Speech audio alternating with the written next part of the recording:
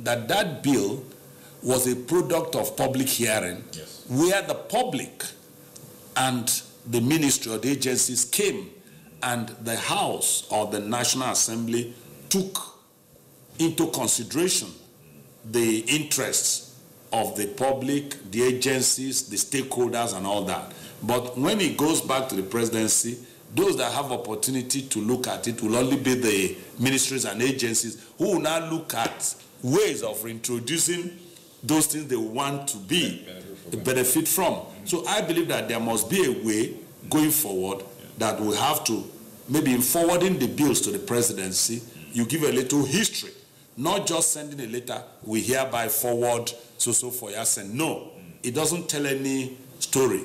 But if you now say, we hereby forward so and so bill that had gone through first reading, second reading, had public hearing, where so and so agencies made input.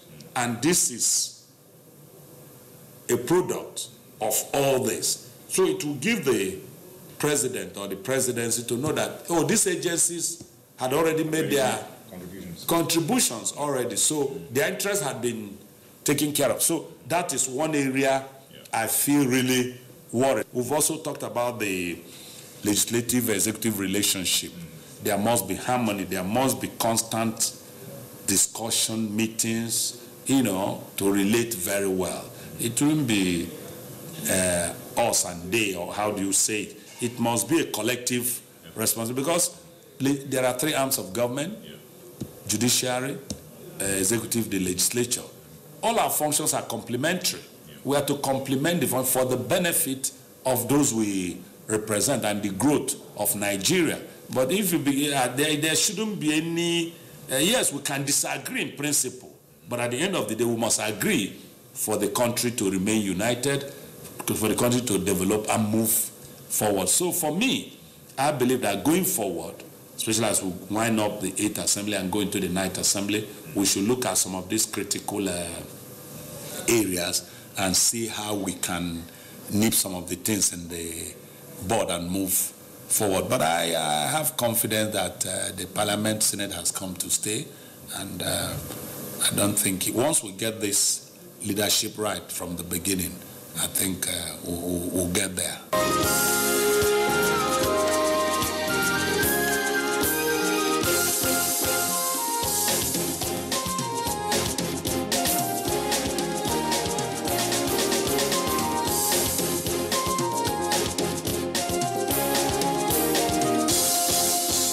I appeal to us that in the next 9th Senate, I believe it will be better than this 8th Senate, because the 9th Senate too, I believe, are vibrant people, and if the leadership of APC will try and resolve this matter of leadership, we resolve even before we go to the floor of the Senate to do the voting. We should have decided before that time who are our candidates for, who are our people for, who will be our Senate President, who will be our Deputy Senate President. And maybe after that election, they can come back now and decide on who will be the other members of the leadership. Or during negotiation of trying to settle who takes this, who takes that, I think those solutions can be occupied. Really, the last Electoral Act bill, there are some changes when we finished the bill in the National Assembly, and before we reach there are some modifications, which it's good the President did not sign that, or even it was rejected for the President to sign that. But most other bills, this lack of communication between the executive and the legislature, that could have been improved. That could have been better if there was this good relationship. But I assure the President that this time we will give him all necessary cooperation to work as a team. And also, he has said it earlier that he needs to work with us. And the meeting we had with him once, the first meeting, he said he's ready to work with the National Assembly, and we are ready to work with him for the interests of Nigeria.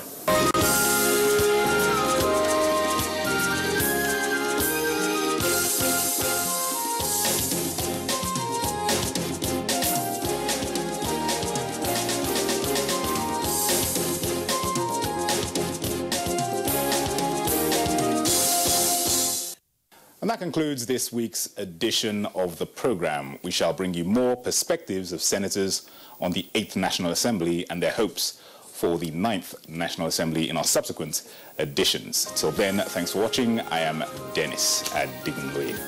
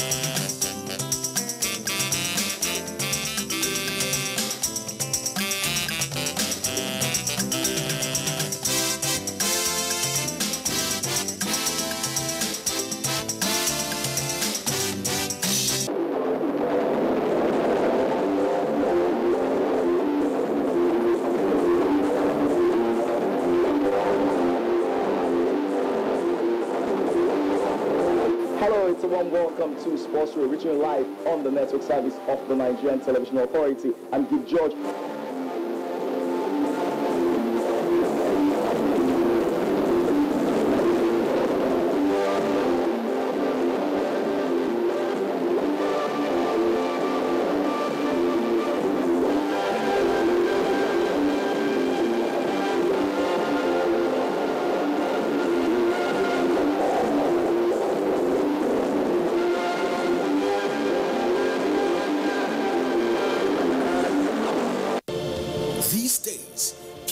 Their news and information from more media sources than ever before. Some of the news and information given are fake, unverified, doctored, and manufactured to create confusion, stir disaffection, and cause disunity. Before you believe or share any news, ask yourself, is this real? Is it from a credible source? Is it verified or verifiable? Fake news is dangerous. Whether you do it for fun or for political gains, real people can get hurt. Fake news, don't create it, don't spread it. This is a public service announcement from NTA. Slavery is an evil practice abolished all over the world over 200 years ago. But today, human traffickers are selling human beings as slaves in Africa. It is your responsibility to make sure that you and the people you know do not fall into slavery. Don't believe fake promises of jobs abroad. People went to say Libya, Italy. Italy no use you when they carry me on top water. 4 days now they lock me for inside house, no food, no water. I nearly die. Now God, when me heaven and earth, now save me. If you get 1 naira for Nigeria, you get junior one, you say you no get papa, you no get mama. That make you come out. I beg go they do farm work. You better pass person when enter road. Don't accept to travel to Europe through the Sahara Desert. You may be walking into slavery. Don't be a slave. This is a public service announcement brought to you by NTA.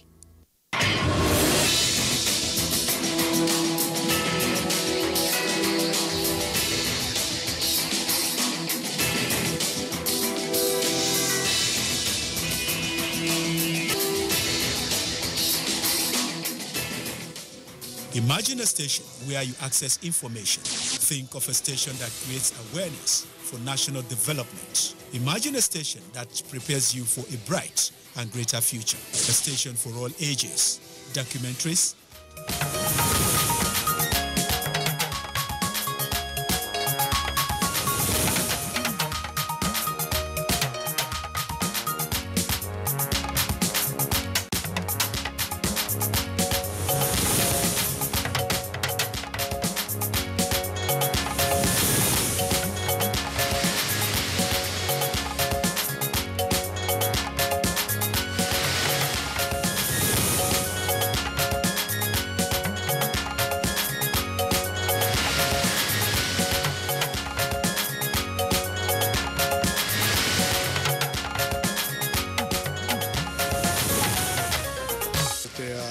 very happy with the situation in Nigeria where Mr. President has brought the country to.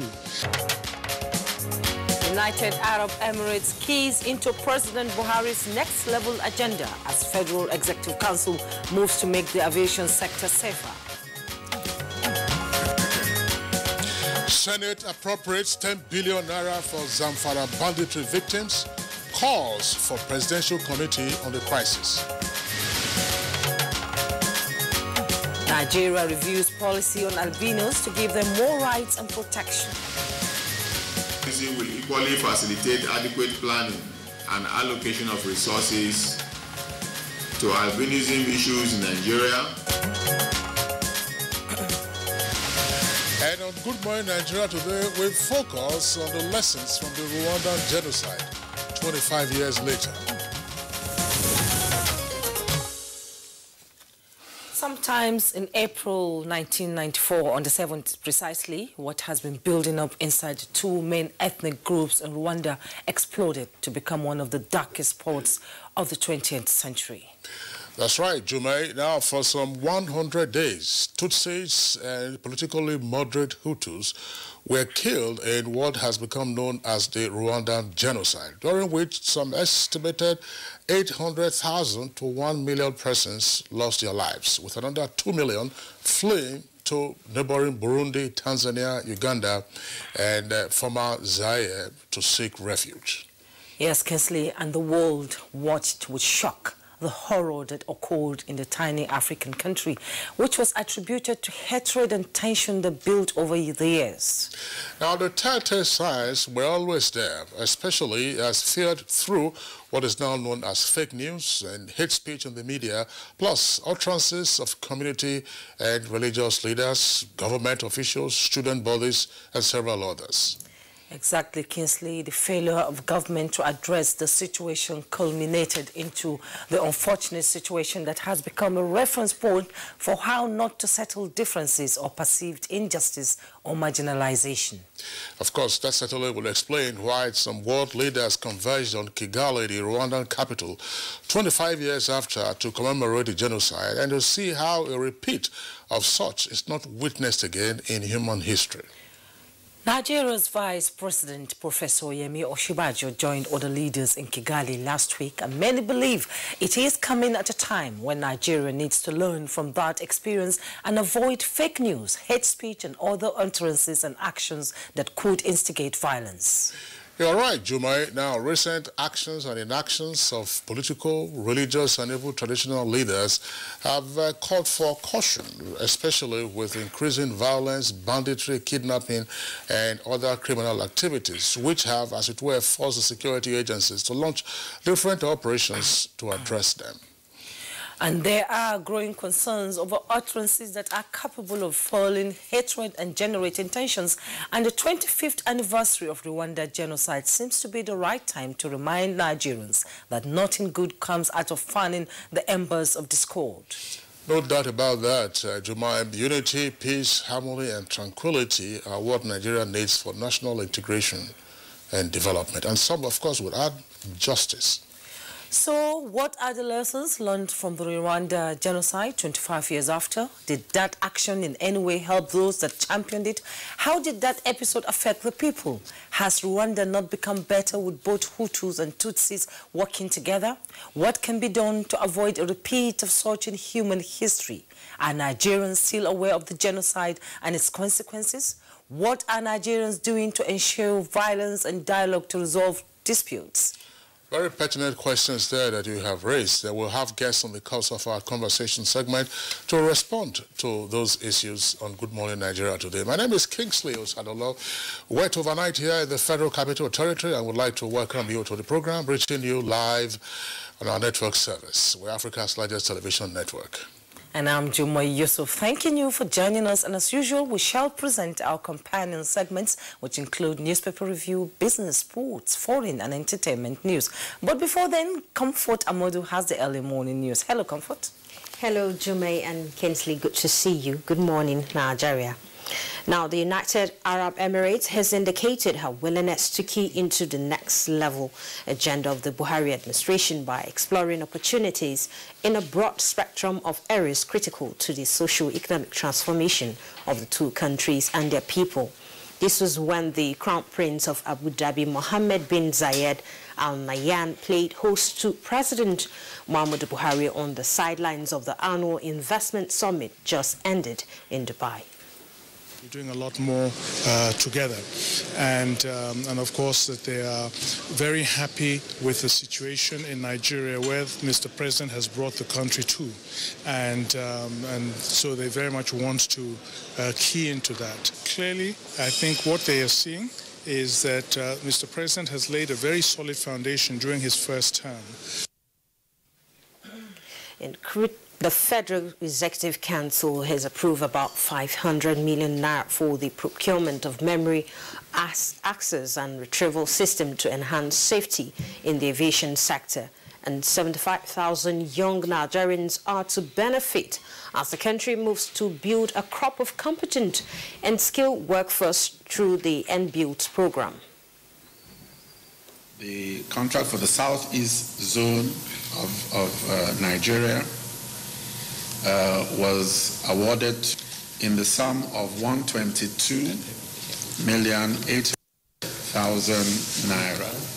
Then the one for the Northwest Zone, Empower Build Northwest Zone, in the sum of 145,106,170. Following the killings in Zamfara State, the Senate has resolved to appropriate 10 billion naira for the victims to cushion the effects of the social dislocation. The Senate also urged federal government to constitute a presidential committee on the crisis. Command all Nigerians who, irrespective of cultural, religious and tribal differences, came out in their numbers to show solidarity to the plight of their brothers and sisters in Zamfara State. So I must also commend the media. Today, almost all the newspapers in Nigeria made efforts to report about the problems in Zamfara. And the Air Task Force of the Operation Iramikia has continued to record successes in its renewed air offense against armed bandits in Zamfara State and its environs. A statement signed by the UNAF Director of Public Relations and Information says coordinated intensive air raids against multiple identified armed bandits hideouts at Dumbaro, Sububu West, Malamawa, Bature Pond and Rugu Forest resulted in the neutralization of several bandits and camps destruction. The airstrikes are set to be intensified on April 8, 2019 with the deployment of additional aircraft aimed at flushing the bandits from their hideouts in this forest, whilst ensuring the protection of the lives and property of citizens in the northwest of the country. Permanent Secretary, Ministry of Education, Sonny Echono, has inaugurated a technical committee to review the national policy on albinism with a view to protecting and making albinos equal to other members of the Nigerian society in terms of rights. Abdullahi Musa Sulija reports that the committee is co-chaired between a director in the Ministry of Education and the National President Albino Foundation, Jack Ekpele. Resources to albinism issues in Nigeria to empower such persons, the various organizations in the sector and the decision makers on issues of albinism and the development of effective inclusion and participation. Improved working condition and well-being of workers are some of the areas of focus of the present administration, especially affordable housing, training and other welfare packages which most public and civil servants are not aware of as part of its communication strategy to keep workers well informed on the policy direction of government and workers' welfare. The Office of the Head of Civil Service of the Federation presented to the public its monthly service welfare publication. Is to be used as a medium to inform, educate, and motivate federal public servants across the MDAs by keeping them abreast of various initiatives of government targeted at improving their welfare and well-being. That's the news for now. Good morning, Nigeria. Will continue in a moment with Jumai and Kinsley. What's up? His friends didn't come. Hey, let's practice. But you're going out. Don't worry about me. Nothing satisfies a mother more than seeing a child grow up. But I know as he sweats, he'll face the risk of germs which can cause skin irritation. That's why you need the new best ever Dettol Cool. Its new advanced formulation with extra menthol protects from up to 100 illness-causing germs and gives your family icy cool freshness. Growing up needs Dettol protection.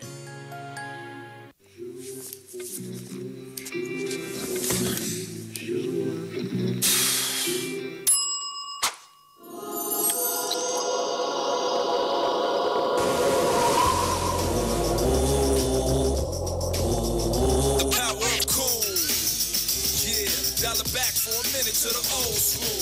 Everybody Cause when I come through, I got the power of cool. The power of cool. Marketing of broadcast media products requires special skills which can only be acquired through training and experience. NTA TV College Jos is therefore organizing an intensive 3-week course on modern trends in broadcast media marketing. The course will equip participants with necessary skills to deal with contemporary marketing challenges and competition in the broadcast media. It is an essential course for marketers in the broadcast media to sharpen their skills and improve their capacities. Date 23rd April to 10th May 2019. Venue NTA Television College Refuge Jos. Course fee 100,000 naira per participant, accommodation inclusive. For more inquiries, please contact us on 0803 314 4383 or 0806 980 9807. NTA TV College Jos, training you to be the best you want to be.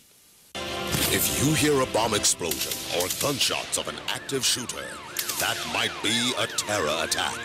At such times, always remember 3 action words.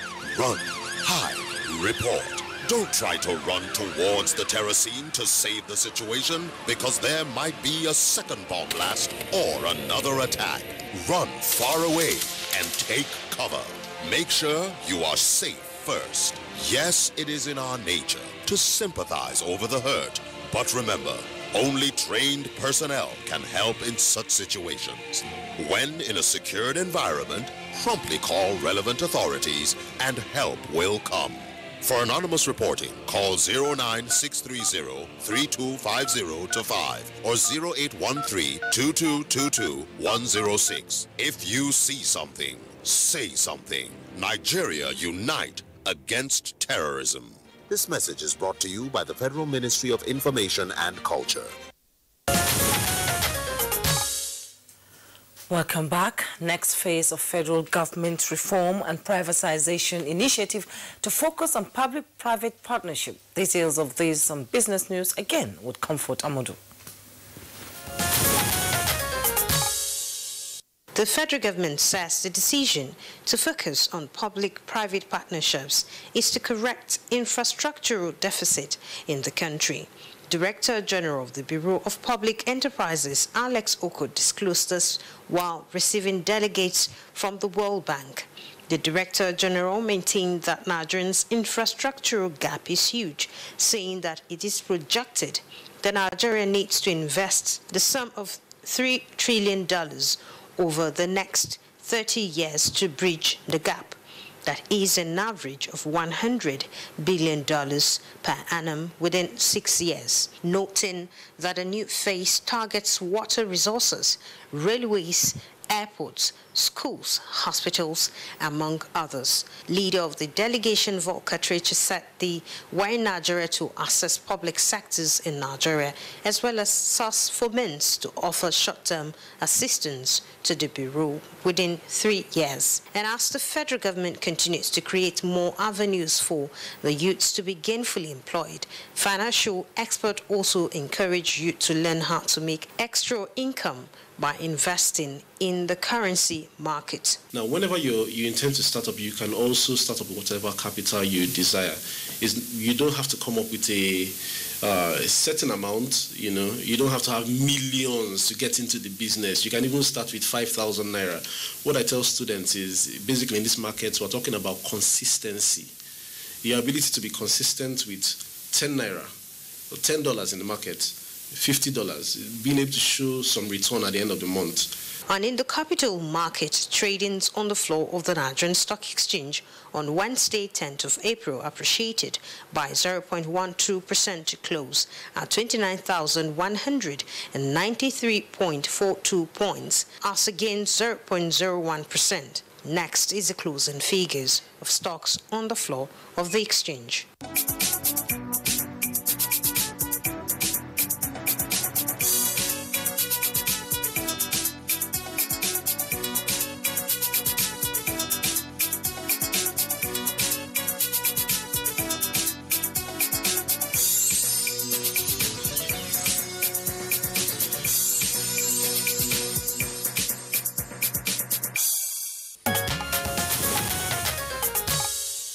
All right, thank you very much there for the business package. Newspaper review is next for us on the program.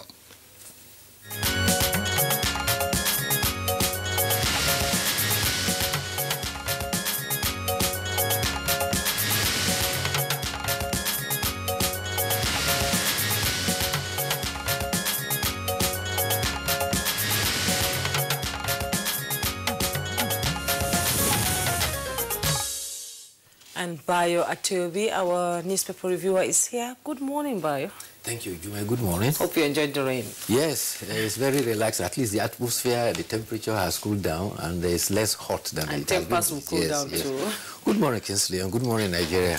Yeah, Bayo, good to see you. It's quite windy, but the rains have been okay. Temperature has dropped, actually. Yes.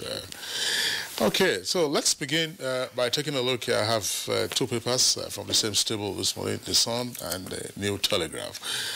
We'll take the New Telegraph first. Above the nameplate, straight down to the foot of the paper. Above the nameplate, IMF, that's the kicker. Nigeria's fundamentals give room for borrowing. Ranks country low in sovereign wealth fund use and recommends 3 to 5% tax hike. NBS, that's the Bureau of Statistics, Nigeria's foreign debt hits $25.27 billion. Details can be found on page 6. And below the nameplate, you have the following headlines. Federal government pays 1.5 billion naira to offset death benefits of 563 workers. Anambra State passes bill reducing burial cost and mourning duration. That's on page 9. Telecoms, NCC woos buyers for abandoned $128 million spectrum. And then you also have a story there saying that Nigeria's current debt profile is sustainable. Page 6. Now, the lead story, of course, is on the bills and the presidential decline of accent. Senate moves to override Buhari's veto on 2 bills. Senate moves to override presidential veto on 2 bills. One of the writers there says senators to reconsider and pass 11 bills and withdraw 4 others. And then second lead story on the front page there below the photograph says speculators sell OAU land for 2.8 billion naira. OAU stands for Obafemi Awolowo University, and that's at Ife. Now, the writer to that is a story that has also been trending since last week. Management of OAU now. Poisoning of University Dam, act of genocide. Details can be found on page 5. And lastly, at the foot of the front page is a strip headline there. Diet rich in animal protein could cause early death. That's page 7. Jume? And we have the Daily Trust newspaper here, just below the masthead. We have bandits have taken over parts of Katsina. That's by Governor Masari there. And we have an illustration of local governments where bandits and cattle rustlers operate in Jibia, Basari, Safana, Damusa, Kankara, Faskari, Dandume, and Sabua. Some of the affected communities share borders with Zamfara State. And just at the bottom plate of the Daily Trust newspaper, Senate to override Buhari on constitutional review. Others, that's on page 7, tribunal suspends doctor for amputating baby in womb. On page 3, IMF to Nigeria, cut down on tax exemptions, incentives. That's on page 17. Kinsley? Bayo, it's basically, let me just take all the stories so we can come back to you. Daily Sun, an earpiece there on Daily Sun, beside the nameplate, says, Senate dares President. These are the stories the writers I read earlier from the New Telegraph. Resolves, that's the Senate now, to override veto on timeline for budget and income tax relief bills. That's on page 6. The list stories on security. Locate, flush out bandits, Buhari orders police, and Senate demands action on Zamfara killings. And then they have the story there on Nigeria's current debt stock made sustainable according to the federal government. Zak's followers storm British Embassy in Abuja, that's High Commission, and INEC proposes 3-year jail term for vote buying, page 8. And lastly, below the photograph, there's a headline there. It says, libel suit against Atiku. Buhari campaign organization unknown to law. That's according to the court. Details on page 4. Bayo. Well, let's start with the order given by the president to flush out the criminals. President Muhammadu Buhari has directed security chiefs to flush out bandits, kidnappers, and deadly criminals by whatever means. The acting inspector general of police briefed Deputy Governor of Katsina State, Maniri Yakubu, yesterday that the criminality is a worry to the president. He says, we know the bandits have camps. We are now taking the fight to the camps, identify them, destroy them, and occupy them so that they cannot come back. Meanwhile, the acting inspector general of police was told at the stakeholders forum in Katsina that bandits killed 5 persons and injured 10 at Girmi Magaji. IGP Mohammed Adamu assured the people that the squad would flush out the bandits. In the same vein, the Nigeria Air Force says that it conducted airstrikes on identified bandits camps. There are 8 identified camps that the Air Force says there has been decimated Monday through Wednesday. The Director of Air Force Public Relations, Air Commodore Ibikule Damarala, says that the bandits are fleeing towards Nigeria-Niger border, and therefore the Air Task Force has made arrangements to ensure that they don't escape through the southern part of Niger. Meanwhile, the Senate has proposed a 10 billion in 2019 appropriation as an intervention to cater for internally displaced persons arising from the banditry in Zamfara State. It also urged the federal government to institute a presidential initiative committee on Zamfara to manage the funds and subsequent allocations over a period of 10 years. The Senate opined that government is to tackle insecurity. The abnormality in Nigeria is the centralized police system. And if that is addressed, the criminality will also be addressed. Others also position that the constitution described as problematic with the centralized federation. It was described as basically a military system rather than a federal system. But meanwhile, the police in Enugu have also recorded a tremendous success. A wanted armed robbery kingpin has been gunned down during a gun duel at Obolafo. The police followed coordinated intelligence and engaged the criminals at their hideouts. The robbery kingpin is identified as Casey. He died from his injuries before he could reach hospital.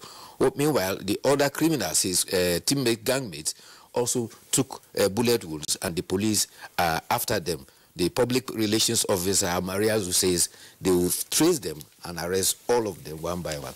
The other interesting story, which Kingsley read, is about the law in Anambra on funeral. It is now an offense in Anambra State to hold a funeral for more than 1 day.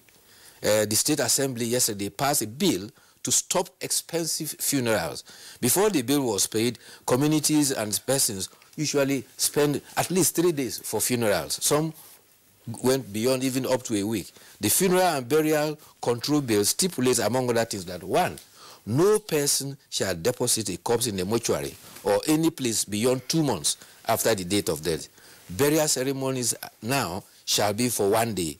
It is an offense to destroy property, fire gunshots, and block roads during funeral celebration. And no person shall subject the relation of the deceased to a mourning period of more than 1 week after the burial.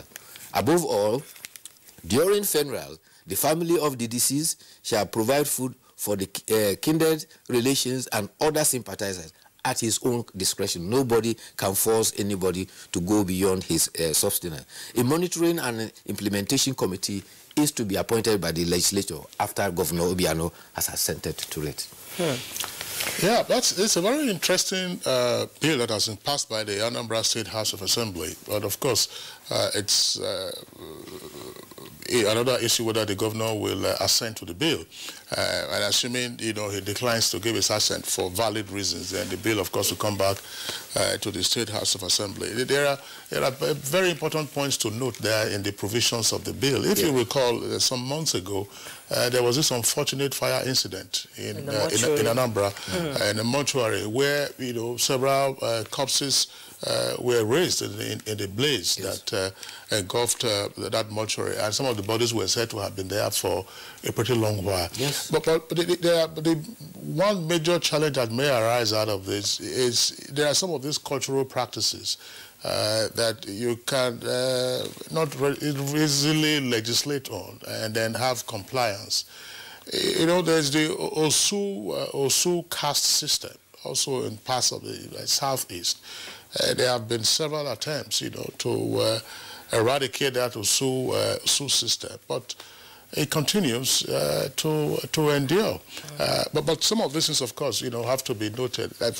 One aspect relating to destruction of property. I mean, if a person has passed away, why do you destroy property? Are you talking about the Osu system? The INRI met about a month or two ago, and they took a strong resolution to outlaw the issue of the Osu caste system. But again, like you said, cultural practices, sometimes when you bring legislation to clamp on them, they go underground. Absolutely. Okay. I recall there was one story about one traditional leader in the southeast, you know, who, of course, was a champion of the eradication of the Osu caste system. And the retort from persons was that, okay, he should be the one to first give out his daughter to somebody across the divide so that we know that the system has been eradicated. Traditions and culture. Did he pass the test? No, I don't think he did. We'll now go to the pilot, Nigerian pilot. We'll go briefly, time is not on our side. Group calls for arrest of amnesty boss over beauty salon contract. That was on page 11. And then we have the National Assembly, Buhari rift deepens as Senate resolves to override him on rejected bills. That's the rider, says President can't propose to stop lawmaking process by executive fiat. Insists he has no cogent reasons to reject 17 bills it passed, to consider and pass 11 bills over other bills rejected by Buhari. And then we have the picture message of Buhari in Dubai with Nigerians there. Senate insists on state police condemns continued killing. And at the bottom plate of the Nigerian pilot, NAF raises 8 bandit camps, kills score in latest airstrike. Court sentences pastor, 8 others to 6 months in jail for open defecation. How politicians ruined 2019 elections by INEC chair, IGP others. FG launches initiative to improve welfare of civil servants. And Nigeria mismanages its foreign sovereign wealth fund, says IMF. And then we'll now go to the editorial, and it's on ending this terror from the Daily Trust newspaper. Northwestern Nigeria, it says, is in the throes of an existential challenge which calls for prompt action to avoid a situation that is capable of making a bad situation even worse. And the launching of these security operations, the wherewithal tour of affected states by the IG and military commanders, as well as the ban on mining and accusations against traditional rulers, together seems to fall short of comprehensive government response to the problem. Clearly, a radical change in approach is required in order to address this existential problem that is facing the Northwest state. It must begin with a declaration of war on kidnappers and bandits. Well, before I talk about the editorial, let me clear some misleading reports by that paper. There were 17 bills that the president declined assent. The Senate had a committee. The committee's job was to review declined assent bills and report back to the House. And when they reported, the Senate have resolved that 2 of the bills, they have now resolved to override the president's assent. 11 of the bills, they took into cognizance the observation made by the presidency, and they have accordingly amended those laws. 4 of those bills to also were withdrawn because some of them were said to be superfluous. There were already some laws in existence which made those new laws very unnecessary. So I think they are reasoning out what the basis for the assent. But the law for which they said they would withhold the assent, one of them includes a law that will ensure that the executive, either the presidency or the governors of the state, present the budget annually before the legislature for quick passage of the budget annually. Then the issue of the editorial is end terror. Now, the editorial is hammering on the operational methodologies adopted by the security agencies. Of recent, there is Saftan Daji, which clearly translates to cleaning up the forest. There are 8 dangerous forests identified in Zamfara, which has become hideouts for criminals who are perpetrating banditry in Zamfara state. The Air Force have targeted those 8 forests and they are flushing them out. The other operations are Harbin Kunama, which literally also translates to the stings of the scorpion. There is Operation Waiwil also and Operation Puff Adder. And these have been taking place in the states where this criminality are on the ascendancy. And the editorial is saying that there is need for concerted efforts to ensure that criminals do not take over the peace and peaceful coexistence in the nation. And therefore, they are advocating that. For instance, the Operation Saftan Daji and Harbin Kunama, some of them have gone from the first stage, the second stage, up to the third stage. And the joint operations by the several military formations, the police, the army, and the Department of State Security will go a long way in eliminating this criminality that is going on accidency. All right, Bayo, we'd like to thank you for being with us. Unfortunately, we didn't have enough time to discuss the incident at OAU, that's the Bafemi Awolowo University. There's some crisis that is brewing there, and we do hope that the stakeholders and indeed the authorities will take appropriate measures. Assuming it is true that the dam has been poisoned, that's a serious criminal offense. Yes, it's a serious criminal offense. The other one is the issue about albinism. A committee has been set up to look into the challenges of albinism, a 14-man committee, which is very good. Absolutely. Bye, Toby. See you tomorrow. Tomorrow will be another day. Thank you, Bayo. Okay. Thank you too. All right, it's Good Morning Nigeria, still on the network service of the NTA. We'll take a short break now. When we return, we'll get ahead with our principal item for discussion. Rwanda genocide, 25 years later.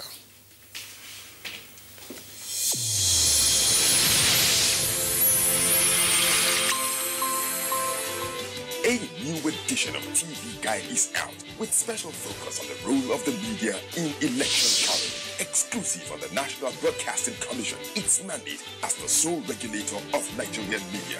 Dr. Thomas Daba then and Ishak Modibo-Kawu now. This edition also features the king of stand-up comedy in Nigeria, Ali Baba. NTA standards to be ready for election transmission after decades of abandonment. Find out from the DG transactional elections in our political space. An evil wind that blows no good. DG, National Orientation Agency, calls them TV Guide, your indispensable companion, x-rays the impact of social media on electioneering process as electorates present their expectations from incoming government. Meet some TV professionals behind the screen and other inspiring stories in sports, entertainment, and lots more. Grab a copy at the vendor near you or NTA stations nationwide. TV Guide, your indispensable companion.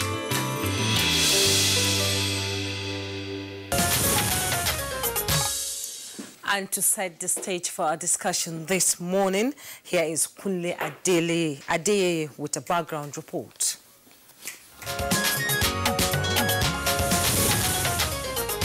Between April and July 1994, between 800,000 and 1 million Rwandans were said to have been killed in what was described as a genocide.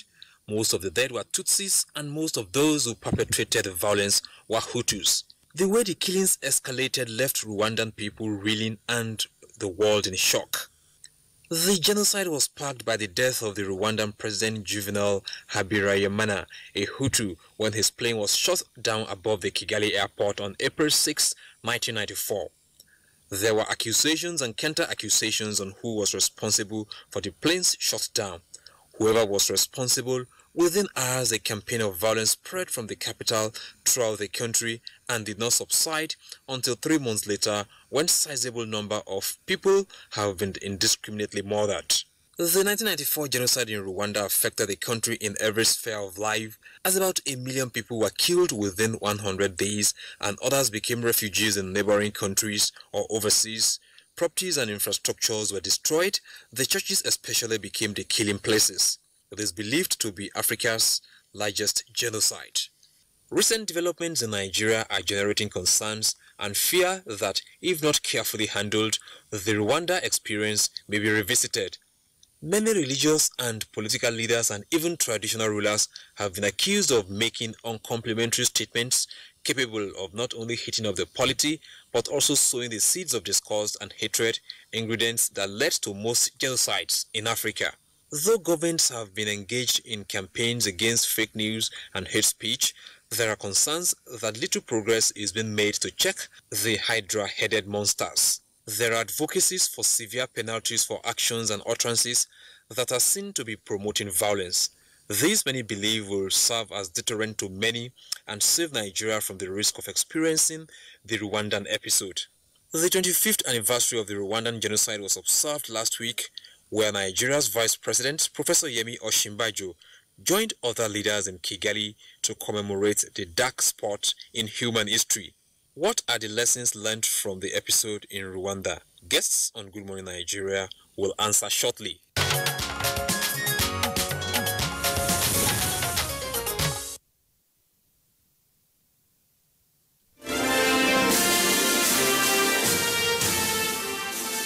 Advertising your goods and services on the right channel gives you an edge over your competitors. NTA News 24 has all the platforms for your target audience. The station is on DSTV channel 419, GoTV channel 46, StarTimes channel 101, and Free TV channel 703.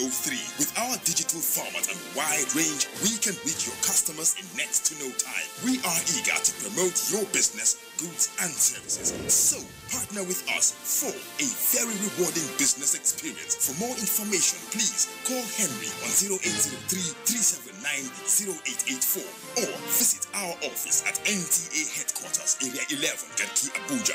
NTA News 24. News and more news.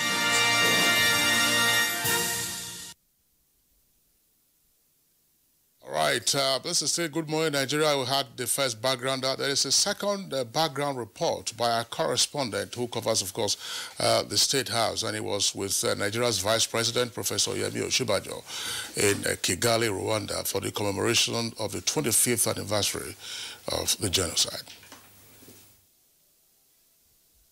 April 7th, 2019, marked the 25th commemoration of the genocide perpetrated against Tutsi in Rwanda. It is an important opportunity to preserve the memory of the genocide and to share with the younger generations the lessons that Rwanda has learned from its history. This is according to Dr. J. Damascene Bizimana, Rwanda diplomat and the former ambassador of Rwanda to the United Nations.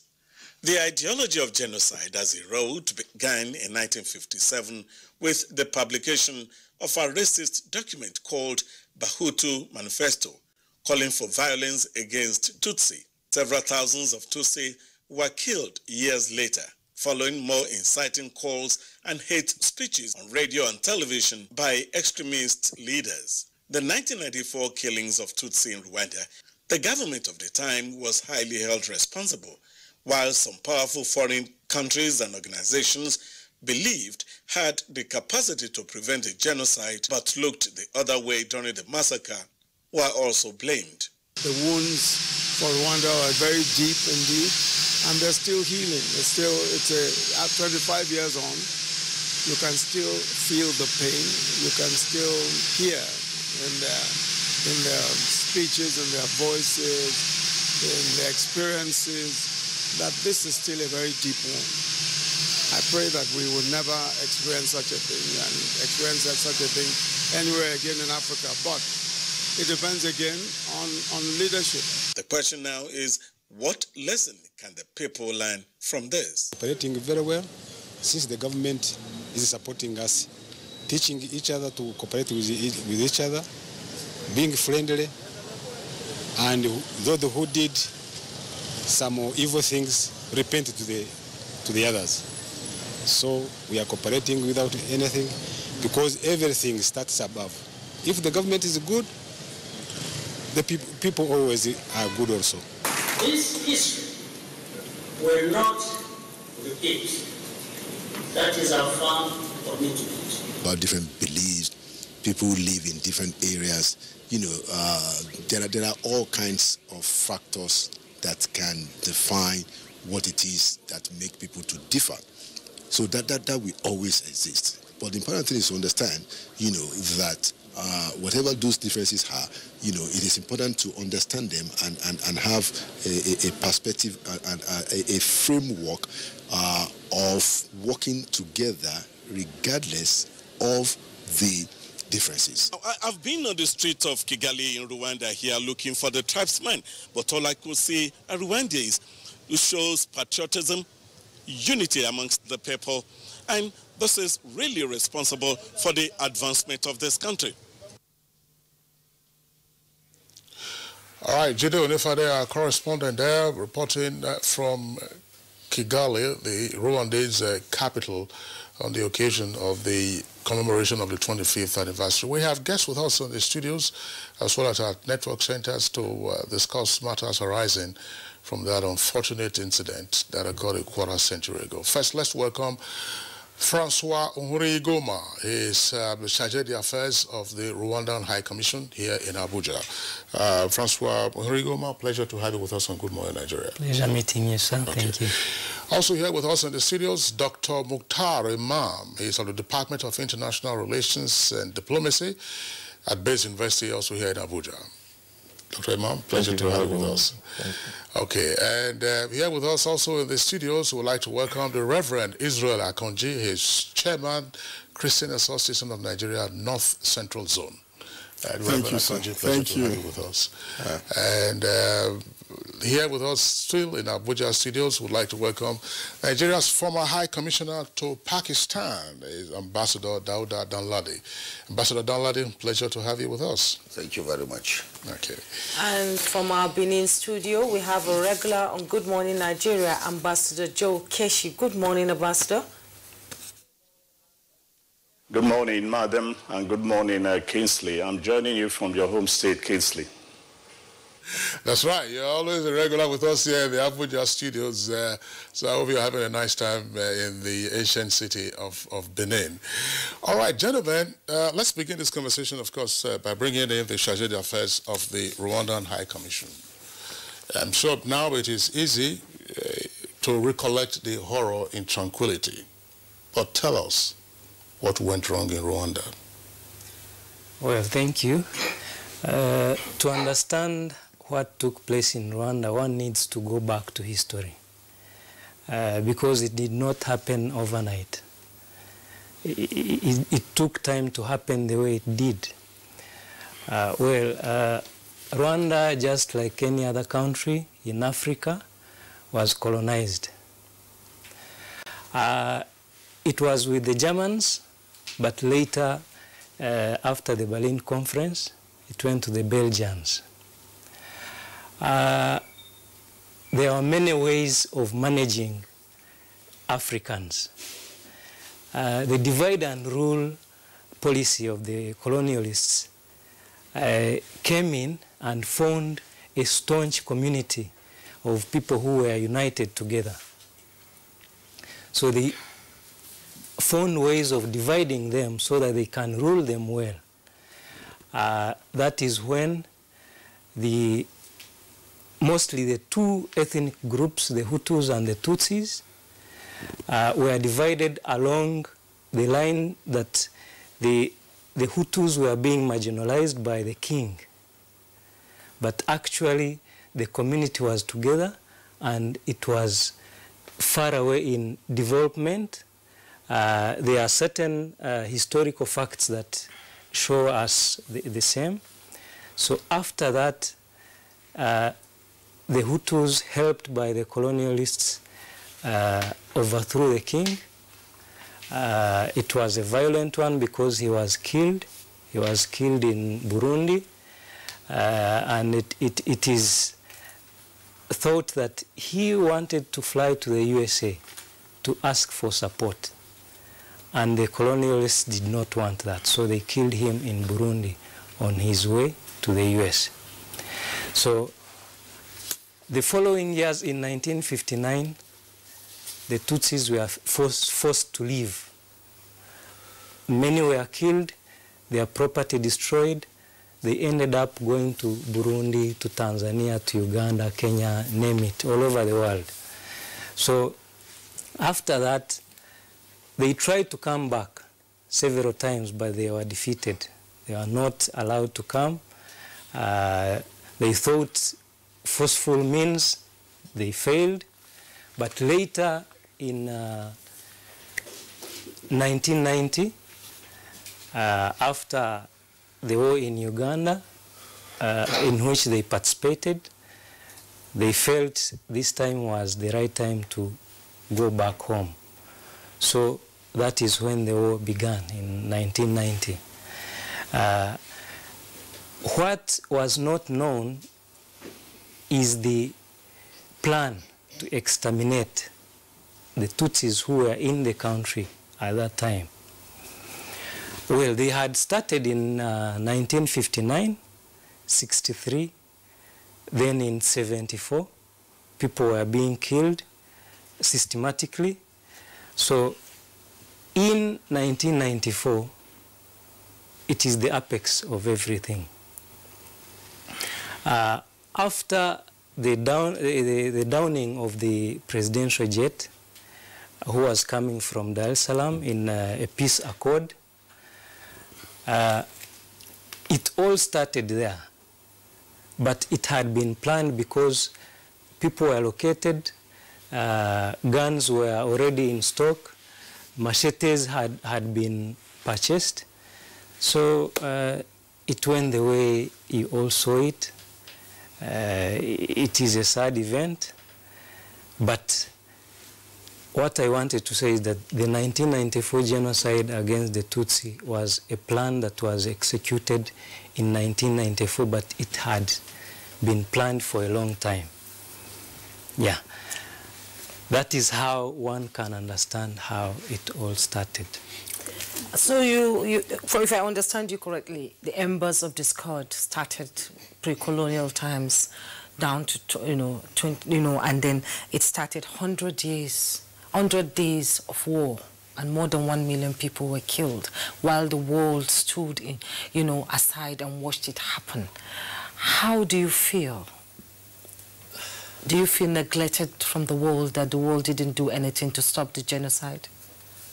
Yes, I do, because during the genocide, I remember well that the white people who were in the country on different duties, their home countries organized for their repatriation. I remember in Kichukiro, people were abandoned and left for killers who were already nearby. Soldiers came, packed their own people and dogs, took them to the airport, and people asked that, why are you abandoning us? But they told them that their message was clear from their leaders. They had to come and take their own people. This is something that haunts the commander of the UN mission that was in Rwanda, General Romeo Dallaire. He says that it haunts him that he never managed to save people. We were abandoned by the international community during the genocide. But I think it should serve as a lesson so that it will not happen again, that people are abandoned. But facts show a different thing. It still happens. But I think the world should learn and do something to stop such from happening again. Where were you during the 100 days? During the 100 days, myself, I was in Uganda, but my family was in Rwanda. Yeah. What did you hear from or about them? Well, it is a sad note. The very first time I heard about what was happening was on television. And it was dead bodies floating on the river. That was the very first thing I saw about what was happening. And on television, they were telling people to avoid eating fish because they are being fed on human flesh. That is what I really remember. The very first thing I had no idea of what was happening. Yeah. I'm wondering, Juma, still with the Charge d'Affaires of the Rwanda High Commission, when you gave a brief historical background to what occurred, some persons would wonder how, within this period, that's to say 100 days, you had an industrial scale slaughter of anything between 800,000 and 1 million human beings. It took a while in planning, but was the mutual suspicion, was the hatred so deep that, I mean, nobody could look the other way to say, look, you know, finish him off, finish her off? Well, for a genocide to be effective, the planners have ways. One way is to demonize the people to be exterminated. So those days, the Tutsis were called snakes. The Tutsis were called snakes? Snakes. And there are many names. Snakes, cockroaches, you know how cockroaches can be stubborn. So to really show people how bad the Tutsis can be, they were demonized to be snakes and cockroaches. And before, during pre-colonial era, in schools, Tutsis could not access most schools. Even those who accessed it, every day there would be a roll call of making them stand so that others can see them, to identify them. Then, back to your question. Why would you want them to stand to be identified? They wanted to put that in minds of Hutus, who are the Tutsis and how bad they can be. They would identify them every day. Roll calls could be made and identify that so-and-so is a Tutsi, then they could make them stand up for others to see them.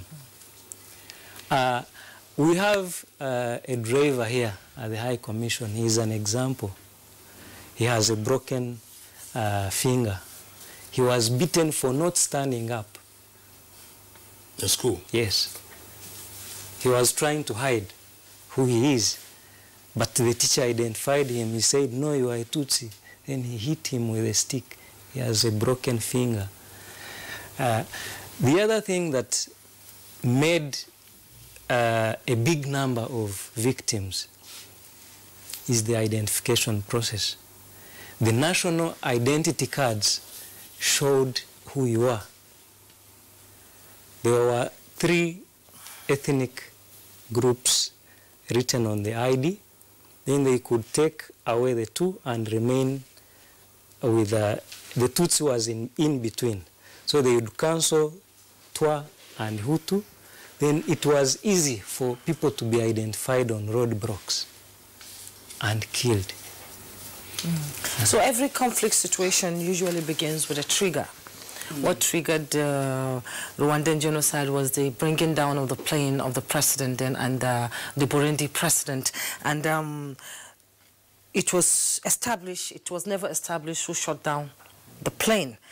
So all it needed was a spark to ignite the tender, you know, and then people went escalate. The radio was a medium of communication that spread the hate speech. Is there any form of control on the media now in Rwanda? Well, there is a commission in charge of the media. It is a self-regulatory commission. So the media controls itself. But also government comes in, just like the media is like any other government organization. So the government comes in, but there is a commission made of people in the media that regulates the media.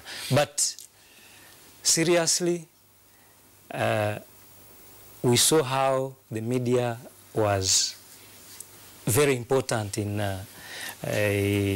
stimulating the situation. So we take no chances of hate speech, of any even anything else that could lead us to go through the same path of genocide. All right, Francois Goma, thank you very much. I mean, we'll spend quite a while with you to give us the background and relate personal experiences with regard to what occurred a quarter century ago. Let's bring in the other guests now. First, we invite Ambassador Dauda Danladi, Nigeria's former High Commissioner to Pakistan. Ambassador Danladi, what's your recollection of Rwanda and what it means? Well, I think after the genocide in Rwanda, because the Deputy High Commissioner has given us background of what really happened there in Rwanda.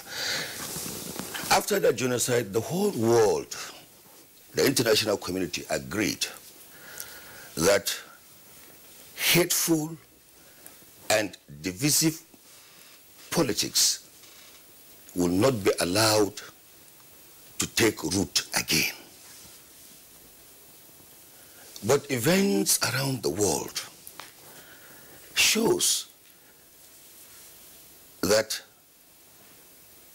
mass atrocities, human rights violations have still been carried out within the past 25 years since the genocide in Rwanda. The world watched helplessly as these atrocities are committed. Let me just give you a quick example. In just 2017 in Myanmar, Rohingyas for decades have been persecuted and discriminated by the state. And the campaign that was launched for ethnic cleansing by the Buddhists in Myanmar led to 700,000 people fleeing the country. Thousands were murdered. Women were raped. Rohingya villages were razed down. Yet, the international community watched without intervening decisively to halt the massacre that took place in Myanmar. Right now, there are still about 700,000 Rohingyas scattered in Bangladesh. Now, if you look at the Syrian crisis began in 2011 with just demonstrations, people calling for the change of Bashar al-Assad government. His family has held the presidency in Syria since 1970. Now, the tragedy in Syria has led to the death of over 500,000 people, mostly women and children, with 3 million people displaced as refugees. The international community was there, but due to interest possibly, the situation led to these avoidable deaths. These deaths could have been avoided. Have we learned a lesson? If you look at what happened, I think in 2013, in Darfur, the Darfur genocide led to the death of over 300,000 people, with 460,000 people displaced.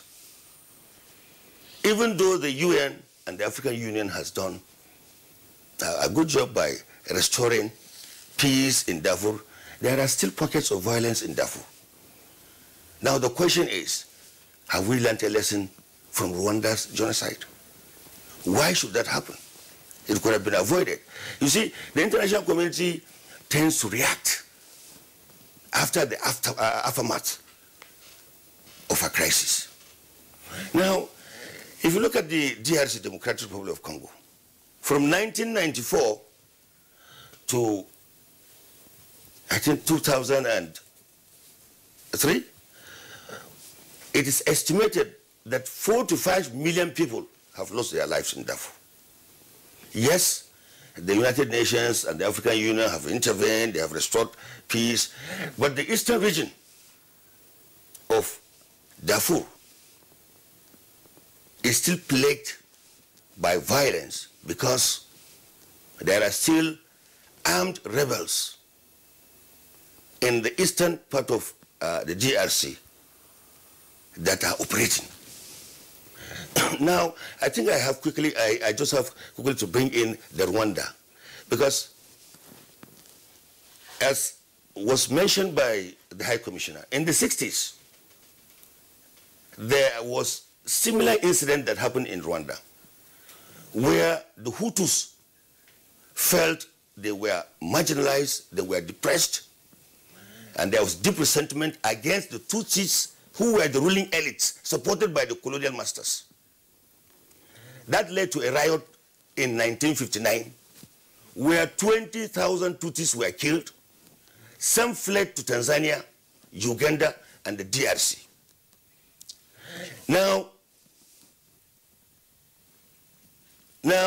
the Tutsis were already in Uganda, Tanzania, as a result of the ethnic cleansing that started in 1959. However, when the Paul Kagame's government came in after the defeat of the Hutus government, after the genocide, about 2 million Hutus militia men fled to DRC. They went and met their kinsmen Tutsis who fled in the 60s in the DRC. And there has been constant clashes between the two groups in DRC, the Republic of Congo. Yeah, Ambassador Dauda Danladi, thank you very much. We will elaborate on that, on some of the consequences, that's to say the ripple effect, in terms of the neighboring states that were affected, the conflict in the eastern part of DRC to which you have referred. I just want to also bring in, let's get the benefit of Ambassador Joe Keshi, who was a retired Permanent Secretary, Minister of Foreign Affairs, in our Benin Network studios. We earlier introduced him.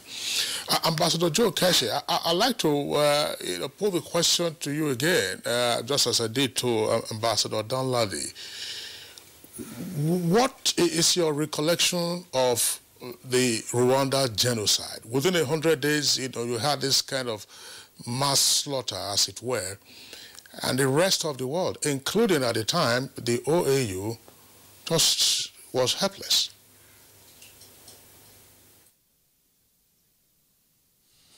Well, Kingsley, for many of us who witnessed or who saw what happened in Rwanda, actually, I think there is a very interesting movie, Hotel Rwanda, if I remember very well, that almost graphically depicted what happened, at that time. And the acting High Commissioner, I believe, has given a very good background of what led to, to the crisis. It is true, as he rightly pointed out, and the ambassador did alluded to it also, that the world failed Rwanda. But the truth of the matter is that the leaders of Rwanda also failed themselves. We must be ready to say things like this, because in a situation where there is no justice, where there is no fairness, and where there is no equity, where there is no accommodation, where we allow division, ethnic division, religious division, and the rest of it, to thrive, you are invariably likely to have situations like you witnessed in Rwanda. And again, I think it also happened principally more because Rwanda at that time was a very small, and some would probably say distant place to so many people, and the world actually did not have a good understanding of what was going on until it became, and thanks to CNN and the rest of the global media that brought this to our homes. So you can begin to appreciate, and that's why we must all give credit to the current president, of Rwanda, and what he has done post the genocide to ensure that unity, fairness, and justice prevailed in Uganda. One of the things he has done in Rwanda, one of the things he has done, and I stand to be corrected, is the fact that he has abolished this ethnic divide in the country.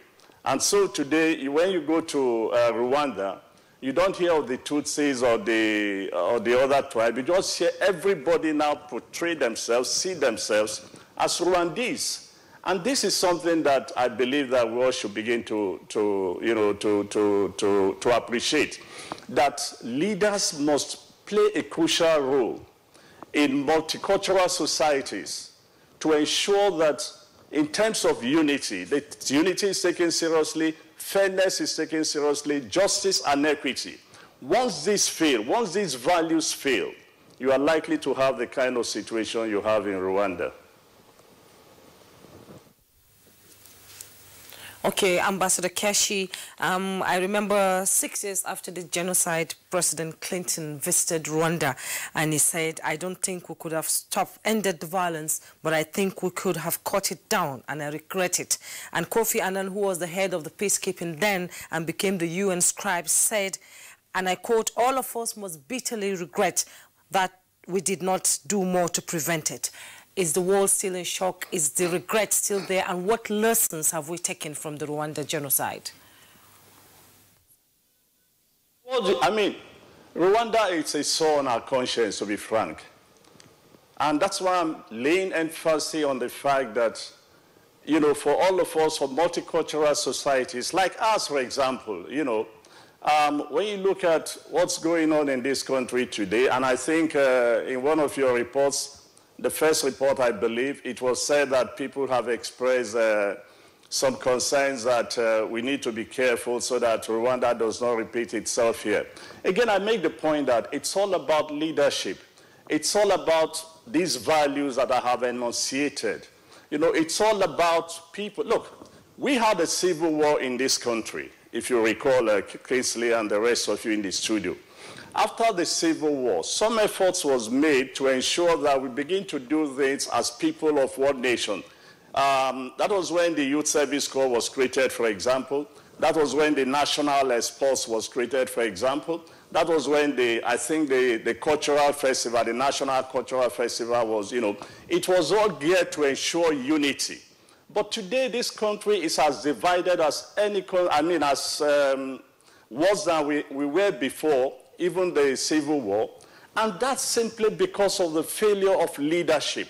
It's also because of the failure of, the absence of lack of justice, lack of fairness, lack of equity, where some people feel that they are not properly treated or recognized as members of, you know, the society, or they are treated as second-class citizens, which is exactly what happened in Rwanda.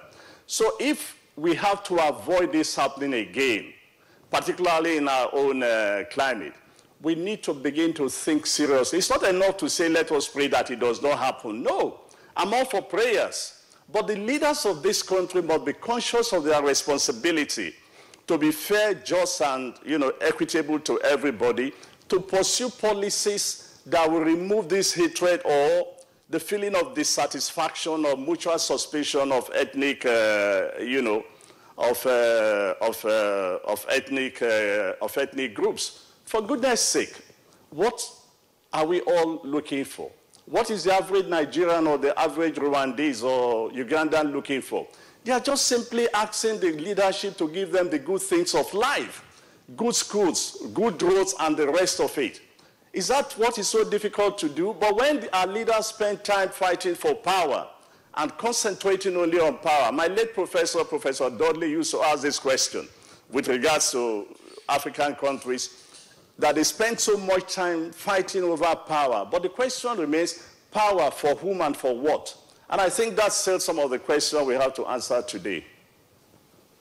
Ambassador Joe Keshi, thank you very much. We'll return to you. Back to our Abuja studios, Dr. Mukhtar Imam of the Department of International Relations and Diplomacy. Contextualize Rwanda for us and what your thoughts are 25 years later. Thank you very much, Mr. Kingsley. the Deputy High Commissioner has talked about a lot of things, which basically, from both a theoretical and practical perspective, you find that they're apt as regards what took place in Rwanda. A lot of perspectives have been thrown up as far as the issue of Rwanda is concerned.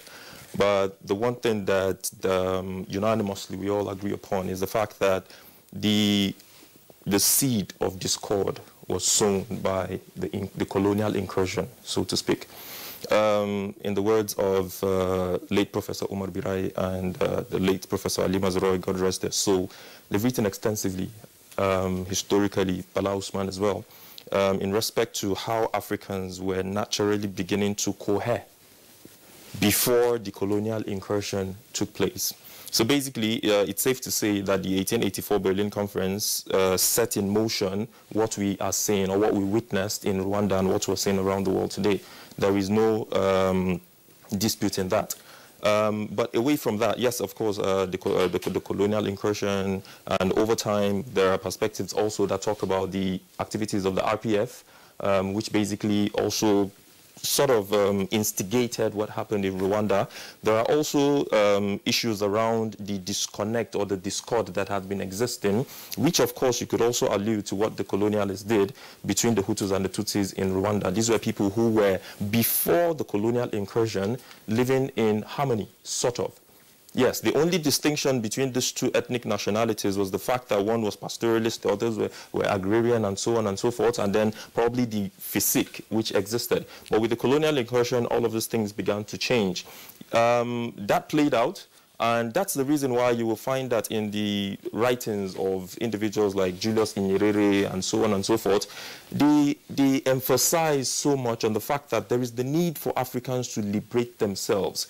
And as for Julius Nyerere, he talks about the 4 different dimensions of liberation. One of them, he talks about the liberation of Africans from the colonial entanglement. Secondly, he talked about the liberation of Africans from economic, which is what we refer to as neo-colonialism, economic dependence on other countries. Thirdly, he talks about the liberation of Africans from Africans themselves. And these issues I will talk about in respect to Rwanda. And fourthly, he talks about the mental liberation. There is the need for us as a people to look at this within the context of what took place in Rwanda. Yes, of course, there's enough blame to go around. The colonialists came in, created the discord, placed certain individuals in position of authority that was higher than others, like they did in most other African countries, particularly with the Belgians and what they did in the Congo, what they did in Burundi, what they did in Rwanda. So basically, these things played out in history. So yes, we have been able to at least, on face value, move ourselves away from the colonial clutches. We have sort of decolonized ourselves, so to speak.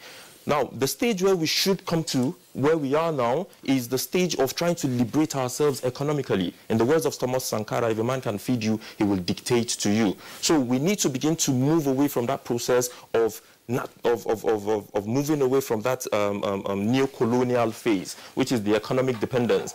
Thirdly, in the words of Julius Nyerere, is what he referred to as the liberation of Africans from Africans. We often at times talk about the colonial impact in the Rwandan genocide, forgetting what basically transpired here in Africa, which is what, in my words, the inhumane treatment of Africans to Africans. These things were orchestrated by Africans. It was as a result of, like the other speakers have talked about, fight for booty, fight for struggle for public offices after the decolonization process. Yes, of course, colonialism sowed that seed, but we need to begin to, as a people, collectively understand that this is ours and find a way of moving away from all of these things. And this we can only do collectively as individuals within the African continent. And so I feel that what has happened in Rwanda and is happening all around the world. The case of Myanmar has been talked about. The case of DRC is still going on. We're still seeing the remnants of these things in Burundi.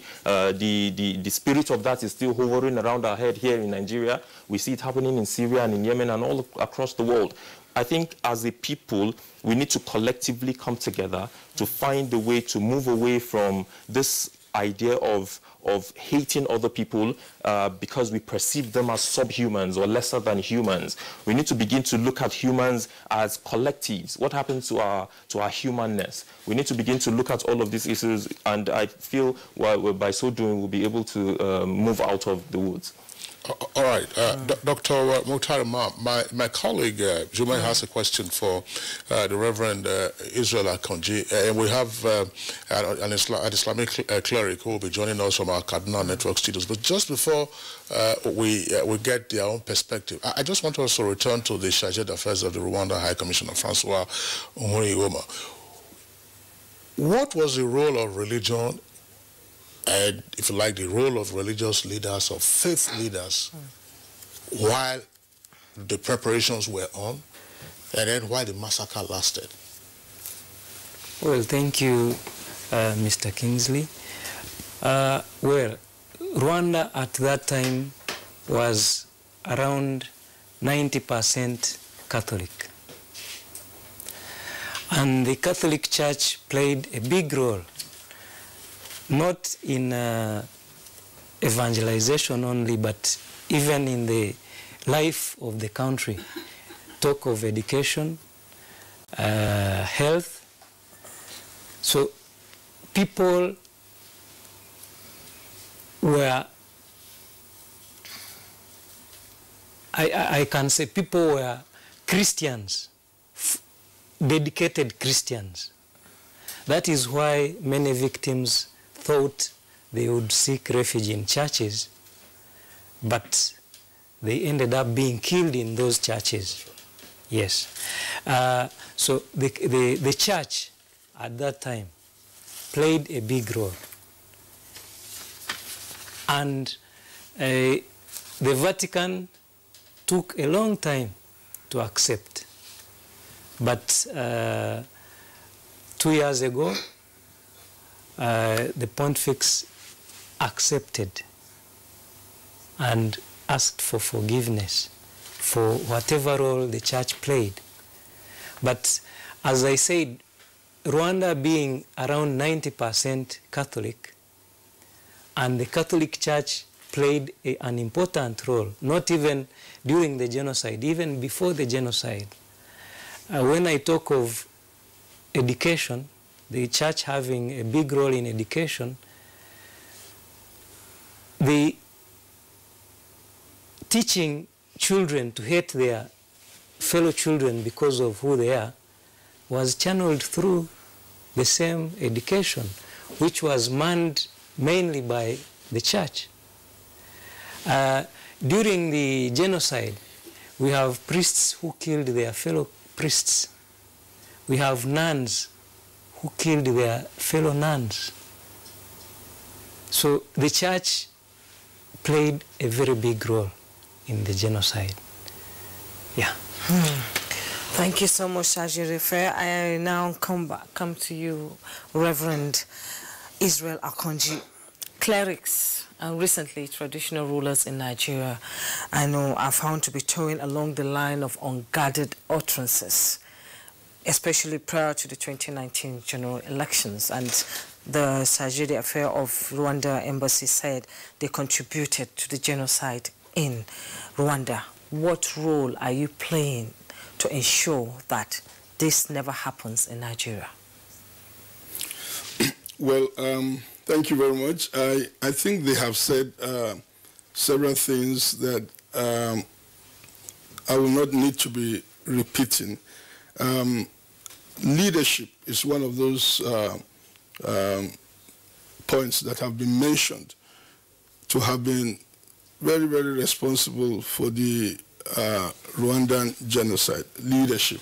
And political leadership and colonial leadership, religious leadership, all of these were intertwined in the Rwandan situation. Come to think of it, he gave us the background to the Rwandan genocide. But we must remember that before even the independence of Rwanda in 1962, as he mentioned, in 1959, there was a revolution that sent out over 300,000 Tutsis out of Rwanda. that was a revolution that came because the Hutus who sent out the Tutsis, they considered that the colonial masters or administration or authorities, the colonial authorities favored the Tutsis. That's how they perceived it. The Hutus saw themselves as the majority. The Tutsis were a minority to them. Of course, we had the Batwas, the Twas, were even a smaller minority. And a lot of times when we talk about the Rwandan genocide, we don't even mention them at all, but they existed. And about 30% of the people that were killed were from among the Batwas too, even though they killed majority of Tutsis and a few moderate Hutus. In fact, I have a friend, a personal friend, who is a Hutu, and his wife is a Tutsi. And he was a very endangered species during that period because it took years before I got to know he had escaped. He escaped somewhere, and his wife was in another place. And they were looking for such people, Hutus who were married to Tutsis. They believed they were traitors, so the Hutus attacked them. But the whole thing had to do with injustice as perceived by the Hutus. Now, Tutsis had a lot of strength in the government as midwifed by the Belgians. But at the eve of the independence, they just turned around and then the government went to the Hutus. And all these things came. So, yes, religious leaders were involved in the crisis of Rwanda. We cannot exonerate religious leaders because they allowed ethnicity to color their discretion, and therefore they were not seeing themselves first as human beings created by God who should have respect for one another and love for one another as taught by the Bible. They were not also seeing themselves in a patriotic sense as all Rwandans who should build up their nation.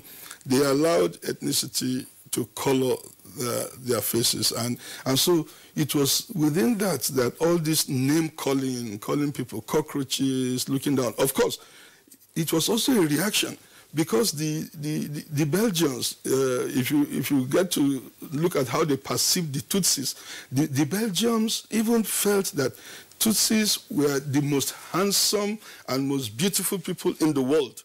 They rated the Tutsi men as the most handsome. They were promoting that kind of thing. While they looked at the Hutus as not having pointed nose, they have flat nose, and all these kind of derogatory ways of looking at people was involved in the background that led to the crisis. So, like you said, as religious people and as leaders, he already mentioned the issue of justice. We should be fair to all people when we are leaders, wherever we are. And for me, I believe that the issue of hate speech, as we are emphasizing in Nigeria, is a very, very important aspect of what should be emphasized in order to avoid violence and destruction. Definitely, hate speech was deeply rooted in the problems of the Tutsis and the Hutus. But what I want to say is that now, there is a saying, don't waste your sorrows. When you have had sorrows, don't waste it. Learn from sorrows. So I feel the genocide has taken place and why it happened, all of this, they are important, but how do we go from here? And I feel that somebody mentioned something very important about the fact that the religious people came out to accept and to apologize. I believe that apologizing and asking for forgiveness and forgiving one another is very, very important where things like this have happened. And for us in Nigeria, I believe that we should look at the issue of the inaction of the policymakers, international community, the UN, United States, France, other people that could have taken action. There was a conspiracy of silence They did nothing about it. And if you look at the situation and read about the events, you will get to know that it wasn't as if they did not get the warning signals. They got it, but they did not act. So for us in Nigeria, you see, if it is happening in a place, and you keep quiet and say, is there a problem? Is there a problem in Southwest? Is there a problem in Southeast? Is there a problem in Northwest? Is there a problem in Northeast? That problem will soon come to you. Therefore, being silent when things are happening is wrong. It should be exposed. Evil should be exposed. In fact, one of the biggest criminalities is for something bad to happen and for you to say it did not happen, which is what we are doing in Nigeria. People are being killed in places, and we try to act as if that these things are not happening. That's itself criminal. It should be exposed first. Let the whole world know that it is happening. And we thank God for social media that is exposing things. I know that social media has its own faults, and it should be trimmed. But social media these days helps us, because in the days of Rwanda, definitely social media was not what it is today. It was just the radio. It was just the radio. And they used it negatively too, as we said. So for me, in the situation we're in, we should accept that something is happening, and then we should act. We should act. We have security agencies. We have. There is need for more action in Nigeria. That's how we should learn from the Rwandan case, because it became as bad as it was because nobody acted. People who should act did not act. Like the President Clinton agreed that if they had acted, it would not have stopped everything, but it will have mitigated it, reduced it drastically. So also in our country, Nigeria.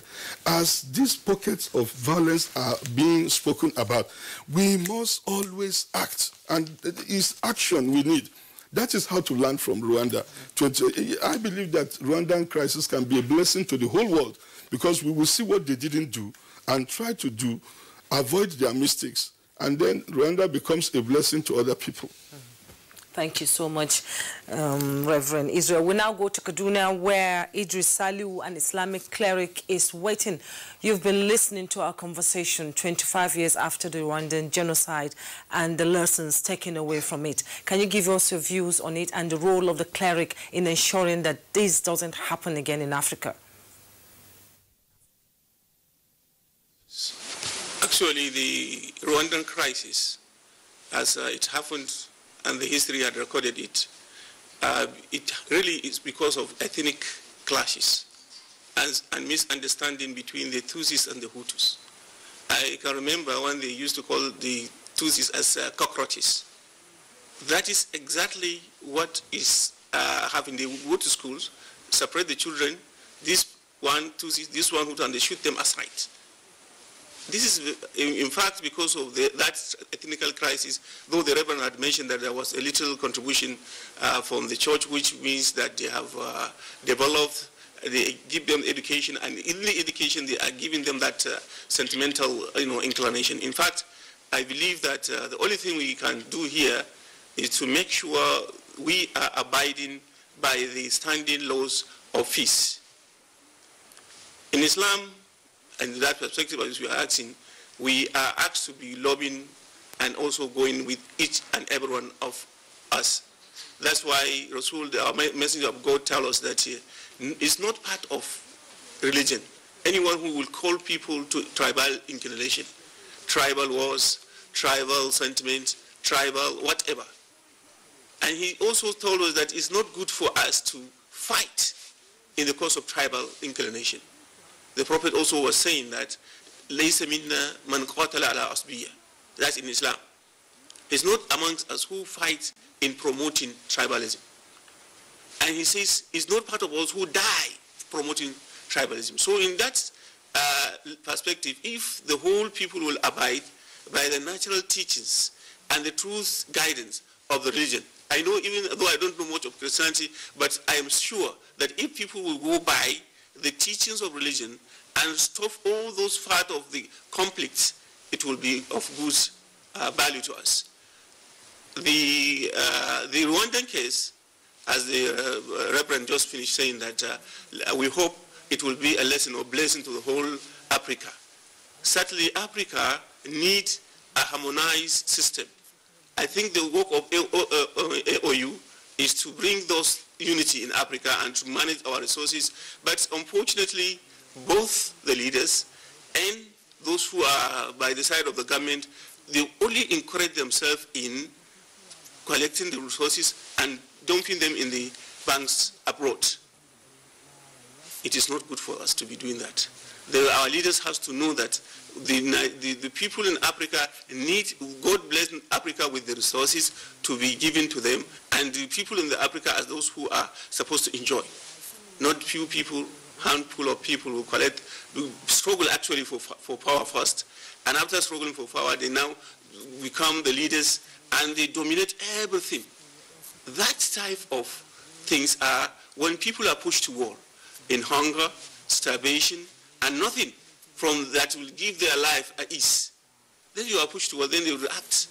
All these are the type of conflicts that are initiated by the leadership.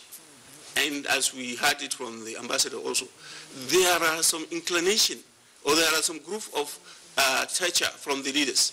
They didn't do their assignment. They are only promoting tribal inclination. The Tutsis and the Hutus, everywhere they are promoting that our tribe, our culture, our group are the best and should survive. The other must die. As the ambassador was also saying that, you see, that film, we are not there when they did this Rwandan crisis, but we saw the film, and that film tells us a lot. Note in the school, one school, you see discrimination. People will come and select their own tribal people and then kill the others, shoot them aside. In fact, religion will not accept that. And it is duty upon each and every religion, that's the Christians and the Muslims that are the dominant religion in Nigeria, to know the teachings of their prophets. I mean, Jesus Christ had taught us peace. And Islam, that is the name of Islam, is peace. So people should know that if everybody is living in peace, nobody is going to belittle any other tribe, because Islam told us that this religion, God had created us one, that we are all from Adam. Madam Idris Salihu, I'm still with you. And just to re-emphasize the question that my colleague Jume asked, we've just been through our general elections, and you had all kinds of incendiary or inflammatory remarks, by some members of the political class. And before the election and even after the election, there's been a lot of bloodletting. No two crises, of course, can certainly be the same, but informed observers are warning that Nigeria needs to be careful. In this sense, what should be the more effective role of faith-based organizations or faith leaders? I'm emphasizing that the faith leaders must stand by the teachings of their book. Nothing more. If God sent, as he said, send prophets to guide people to live in peace, then there should not be anything more than that. The faith leaders must know exactly what is their teachings in the book. As I'm saying, I don't know the Christian perspective, but in Islam, I mentioned a hadith where a prophet was saying that he is not with us. That is, the person that is evil, he is not with us. Only anybody who calls people to tribality. That our tribe must be above other tribes. Our tribe must lead. Our tribe must be that. He says also, he is not with us anyone who fights promoting tribalism, tribal inclinations. So this is very clear. And that if you refuse to do that, continue to fight. And he said, even if you die, promoting tribalism, for example, in Nigeria, let me come back, that I am a Yoruba, for example. My Yoruba people must lead. My Yoruba people we must fight everybody and win. So this is promoting tribalism. So we look at who really deserves to be our leader. What is the reality on the ground? Then we do that. That's simple. So the religions, the Muslim and the Christians, have to stand and be teaching them people morals and emphasizing on the religious dictates, Not any other things that some people will say, I am following this candidate because he's giving me money. I am following it because he's part of our church or he's a part of our mosque. That one should not be encouraged by any religious clerics. They have to be, as it was, neutral people. People that guide to the peace of Nigeria and the whole country, or in fact Africa in general. People that promote godly, something that is for God, and they should have the mind of giving the right teachings, not sectarian, not tribal, not whatever you see. These are the main roots of crisis. And these conflicts are coming if I segregate others. I feel that I and my own tribe are the base or superior. That's what I feel we should have to understand. Much Malam Idris Saliu for your contribution. We'll come back to you, but now we have to take our Twitter. And now I'm beginning with Alhaji Musa Mohammed, who tweets, we Africans, we have to realize and see that this evil act is occurring in Africa only because of tribalism, religious and sexual harassment, just to cause disunity and underdevelopment.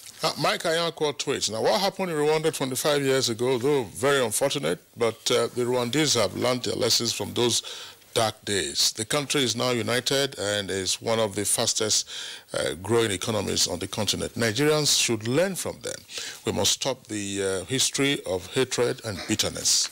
And our regular Festus Akimboewa tweets, government at all levels must be committed to justice and equity across Nigeria so that the ethnic hatred that made such genocide possible in Rwanda can be nipped in the bud in our country. Now, Montana Farouk tweets, says, I do not doubt that Nigeria is susceptible to ethnic and religious polarization on account of the ungodly utterances by some political and religious leaders. Love and loyalty has been pulverized by those who arrogate to themselves the leadership positions. And Law Alpha C tweets, drumming up ethnic coloration on any sensitive issue that concerns the general well-being of a particular people will only engender hate, which could lead to bloodbath and underdevelopment. And Ibrahim Moduaji tweets, it's unfortunate that what led to the Rwandan genocide is a replica of what is happening in Nigeria today, especially on social media. Hate speech, fake news, and religious blasphemy are now the order of the day, especially among the youth. Government needs to regulate the use of social media in the country. And Festus Akimboewa tweets again, Rwanda genocide stands as a unique crime in human history. Sadly, many of our political, tribal and religious leaders have not properly comprehended its awfulness. That is why the extremists among them are spreading hate speech and poisonous lies. Federal government must declare war against this menace. Dele Jack Solomon, to truly honor the memories of those who died in the genocide in Rwanda, we must hold our leaders accountable and ensure that they apply the lessons from the failure to stop domestic political conflicts and destruction of innocent souls and properties by terrorists and criminals. And Badamasi H. Adamu tweets, Nigerians must do away with ethnocentrism and think modern in the modern way. Festus Akimboewa again has this. Says the Rwanda genocide did not begin with machetes and guns. It began with words. For us Nigerians to continue to live without the fear of genocide, strong action must be taken against hate speech and poisonous lies. We must also take conflict resolution and nation building seriously. Rutana Farouk tweets, Nigeria's image must not be allowed to be battered, scattered, shattered, tattered by our egocentric hatred towards some individuals, religions, or ethnicity. Patriotic words can pacify a broken nation, while unpatriotic ones perverts a country's image into a despicable renegade. Now, Innocent Yawa James has this tweet. It says, experience is the best teacher. What is happening in Nigeria today will not be too far from what happened in Rwanda if we are not careful. So words of caution there, and also words of advice from tweets. Gentlemen, I know that Ambassador Danladi was trying to elaborate on the ripple effects of the Rwanda genocide in neighboring states. For purposes, again, of understanding what happened 25 years ago, I'm just wondering, I'm just throwing this open, why the world appeared to have looked away. There were three major incidents during that period while the Rwanda genocide was going on. If we recall, about this time, 25 years ago in Nigeria, we were still in the throes of the June 12 crisis. The Sani Abacha military regime was trying to organize a national conference. There was crisis in the parts of the southwest. People said, look, if their second 11, they will send. So Nigeria itself didn't seem to have its focus on what was going on elsewhere. I'm not seeking to rationalize. But much more importantly, just as the Rwandan crisis was going on, the Rwandan genocide was going on, South Africa was also in the last stages of apartheid. No, of actually dismantling apartheid. You had the first non-racial elections in April, and then in May, Nelson Mandela was sworn in as the president of South Africa. And then you had two deputy presidents. One, of course, was de Klerk, and then the other was the gentleman who later became sorry, his name is just escaping me now, but of course, a very popular figure. The entire global attention was on South Africa. In the meantime, hundreds of thousands had been slaughtered. The whole world was applauding what had happened in South Africa. Could that have been a distraction that the world didn't focus on Rwanda? I don't think so, Mr. Kingsley, yeah. Because the US had Marines in Burundi. The French had soldiers in the Congo. The British had soldiers in Tanzania. There was enough NATO forces in the region nearby that could have been sent in to Dallaire under his command. He would have done something with them, but they chose not to interfere. Yes. Why? Well, one thing is for sure, that if we fail ourselves, nobody else is out there accountable to come in and help if we have failed ourselves. The ambassador said it all. It still happens. Their interests. Maybe there was no interest in Rwanda for them. So they had no reason to come. Rwandese were killing fellow Rwandese, so they thought they could not waste... Black on black yes, violence. Yeah. All right, thanks. Ambassador Dauda Danladi, let's bring you again on this perspective. I was trying to recall the name of President Thabo Mbeki. He was one of the two deputy presidents sworn in on that occasion, along with President Nelson Mandela in May, while the slaughter was going on. Ambassador Danladi. What was the question? Yeah, I'm just talking about trying to get to understand why the rest of the world failed Rwanda at the material time, and whether perhaps the global attention was reverted on South Africa, and Nigeria, of course, herself was grappling with the June 12 crisis at the material time. Plus, of course, the fact that Malawi had lost its long-time dictator, Ngwazi Hastings Kamuzu Banda. Well, I think I will start by quoting what the Amnesty International said during the 25th anniversary. It said that it is shameful that the conscience of world leaders is all often too pricked only in the aftermath of massive atrocities. Then, as soon as the news moves on, they go straight back to peddling the hateful and dehumanizing rhetoric that fueled these horrific incidents in the first place.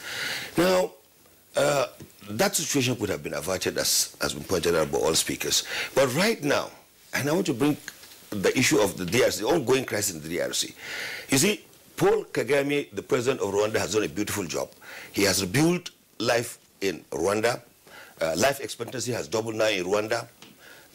Child and HIV mortality rate has dropped. The economy is growing at a staggering 8%, attracting foreign investment. But he is being accused, the government of Rwanda presently is being accused of sponsoring militias in the DRC. The government is being accused of running an ethnic autocracy in Rwanda. Whether it is true or falsely, that is for the Rwandan government and, of course, to expose the international community. But the fact is that if these atrocities are going on, and if the present government is being accused of fueling the violence, pocket of violence, sponsoring Tutsis rebel in the DRC, it is a cake that could snowball into another crisis. And we should try to avoid this. In Nigeria, we must commend the federal government for launching the war against hate speech. We must commend also the security agencies for ensuring that politicians do not cross the red line to the build of the 2019 general elections. And of course, we were able to have a peaceful general elections. But the onus rests on us. In the absence of justice, where people are discriminated, people are not given fair level playing field, it is a recipe for chaos. Early warnings without decisive action will lead to the kind of crisis that we have seen in Rwanda. Today in Nigeria, we have pockets of armed banditry in Katsina, in Zamfara, in the northeast. Thank God, to a large extent, the federal government has restored peace in the northeast. But we need to decisively arrest the ongoing banditry activities in Zamfara, Katsina, and Kaduna State. We need to put a halt to the kidnappings that has become rampant in the country, where people feel insecure to travel, unlike what was happening some few years back. The federal government is doing its best, but then it is the collective responsibility of all Nigerians to contribute towards ensuring that peace and stability reigns in Nigeria, ensure that we do not have a repetition of what has happened in Rwanda. Our politicians, in fact, I would use this opportunity, this platform, to recommend to the National Assembly that we should introduce, we should ban the issue of religion and tribe when filling out our forms. We already have a federal character commission there, which ensures that all segments of society have a fair level playing field through the Federal Character Commission. The National Assembly, where all our people, it's a representative government. So I will urge that we should de-emphasize the issue of religion and tribe when filling out forms in Nigeria. Thank you so much, Ambassador Daud Danladi. We'll come back to you, but we need to take a break now. When we come back, Good Morning Nigeria continues.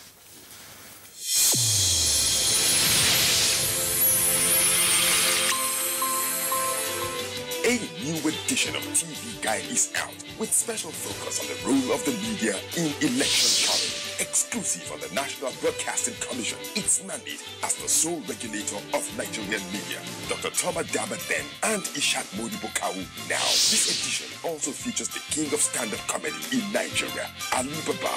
NTA Standard Studio ready for election transmission after decades of abandonment. Find out from the DG transactional elections in our political space. An evil wind that blows no good. DG, National Orientation Agency, calls for TV Guide, your indispensable companion, x-rays the impact of social media on electioneering process as electorates present their expectations from incoming government. Meet some TV professionals behind the screen and other inspiring stories in sports, entertainment, and lots more. Grab a copy at the vendor near you or NTA stations nationwide. TV Guide, your indispensable companion.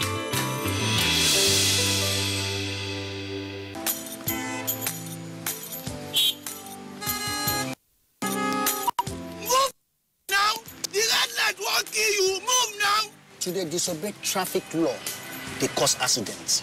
Me, I don't talk, say, I no go dey do am again, because change begins with me. Cross the other side of the road. I will no longer endanger my life crossing the express. Instead, I will use the bridge, because change begins with me. Oga driver, stop this bus now, won't come down. I be one carry me fast where they go. Make I dey stop anyhow for road, they cause traffic wahala and accidents. So I go dey stop for the right bus stop, because change begins with me. Change begins with me. This message is brought to you by the National Orientation Agency in conjunction with the Federal Ministry of Information and Culture. Welcome back to Good Morning Nigeria.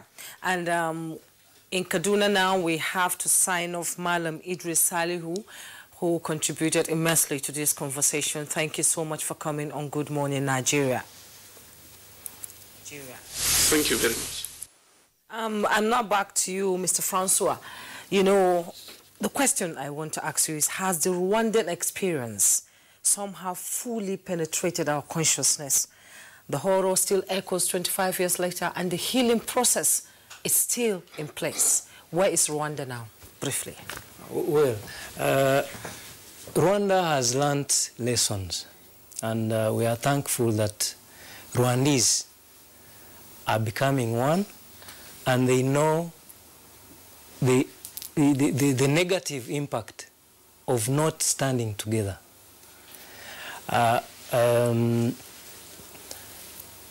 Leadership is playing a good role to bring all the Rwandese together. So whatever comes out of Rwanda as prosperity and economic development is a result of being together and working together. All right, Francois, thank you very much. Let's go very quickly to our Benin Network Center. Ambassador Joe Keshi, it's been a very tight conversation, but let's have your closing thoughts on this. Are we flirting with too much danger in our country, and how do we get ourselves back out from that situation? Thank you once again, Kingsley. I'll be very brief. I did say at the beginning of when I made my first contribution that it's okay, we can lay all the blames if we want to on the colonial regime, but let's bear in mind that when the independent leaders were fighting for independence, there was one reoccurring theme in the struggle for independence, and that was unity. They wanted to unify the nation they were fighting for. But at independence, they began to lay in place policies that at the end of the day disunited the problem and created a lot of problems. So I go back to what I said much earlier. Leadership plays a critical role in averting what happened in Rwanda.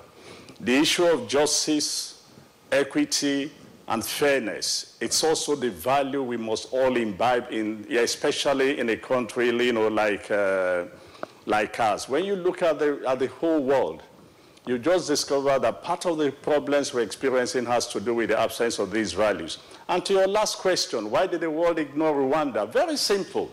Because 25 years ago, Rwanda was not economically important to anybody in the West. If Rwanda had about the same level of oil that Saudi Arabia has and was supplying the United States and the rest of the world oil, the Western world would have intervened to ensure that they maintain peace and stability. You can see the relationship between the United States and America, for example, that despite the killing of the journalist, you know, Khashoggi, the U.S. has refused to do anything because of its own economic desire to continue to have oil, you know, in the market. So Rwanda 25 years ago was certainly not an important economic player in the global, you know, so Rwanda was just ignored, but I guess it was the extent of the killing that piqued the world conscience, and they had to, you know, begin to intervene. Bear in mind, similar thing happened in Yugoslavia post President Tito. So, but to avoid the future, again, I go back to say, leadership has a great role to play. We must imbibe these values that I keep, you know, talking about, especially in this country. Once you place these values in place, and there's law and order, so many other things will fit in. All right, that's Ambassador Joe Keshi, our guest joining us from our Benin Network Center. Ambassador Keshi, of course, is the former Permanent Secretary of the Ministry of Foreign Affairs. It's also on that note, we also would like to thank the other guests who have been with us in the studios. As we said, this has been a very tight conversation, but all the points made have been very well noted, along, of course, with the tweets. Dr. Mutar Imam, Department of International Relations and Diplomacy at Bayes University, thanks a lot for being with us. Thank you for having me. We also would like to appreciate the Reverend Israel Akonje, who is chairman of the Christian Association of Nigeria North Central Zone. Thank you very much, the Reverend Israel. Yeah, thank you. And Ambassador Dauda Danladi, former Nigerian High Commissioner to Pakistan, thanks a lot for being part of our discussion. Thank you. We also would like to thank Francois Uhuri Yoma, is Chargé d'Affaires of the Rwandan High Commission here in Abuja. Thank you for being with us. Thank you for having me, sir. All right, so that's been our conversation segment today, 25 years after the Rwanda genocide, matters arising and lessons learned. Well, thank you for tuning in. We're back tomorrow, same time, 7 o'clock in the morning. Until then, do enjoy the rest of your day. I'm Kingsley Osadolo. And that's Good Morning Nigeria. I am Jumma Yusuf. Enjoy the rest of the day.